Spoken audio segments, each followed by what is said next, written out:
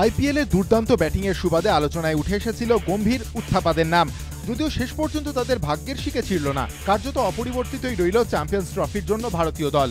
BCCI সূত্রের খবর, অধিনায়ক বিরাট কোহলির মতামতকে গুরুত্ব দিয়েই ভারতীয় দল কার্যত অপরিবর্তিতই রাখলেন জাতীয় নির্বাচকেরা। ইংল্যান্ডের পিছে অভিজ্ঞতাকেই বেশি গুরুত্ব দিয়েছেন বিরাট, ফলে 15 জনের দলে কোনো চমক নেই। চোট কাটিয়ে ফিরলেন রোহিত শর্মা, KL রাহুলের জায়গায় দলে এলেন তিনি। কাঁধের চোটের জন্য ছিটকে গিয়েছেন রাহুল। আইপিএলে দুর্দান্ত পারফরমেন্সের সুবাদে টিম ইন্ডিয়ার জার্সি গায়ে দেখা যেতে পারে মনীষ পান্ডেকেও। অধিনায়কত্বে Virat Kohli, wicket keeper batsman হিসেবে দলে মহেন্দ্র সিংহ ধোনিও।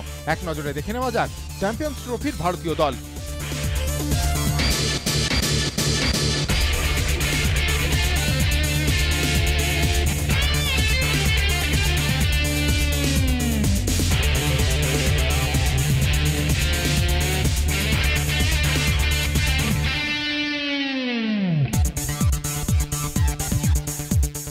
দলে ঠাঁই না পেলেও আইপিএলের পারফরমেন্সের নিরিখে আলোচনায় এসেছেন ঋষভ পন্থ, শার্দুল ঠাকুর, সুরেশ রায়না ও দীনেশ কার্তিক।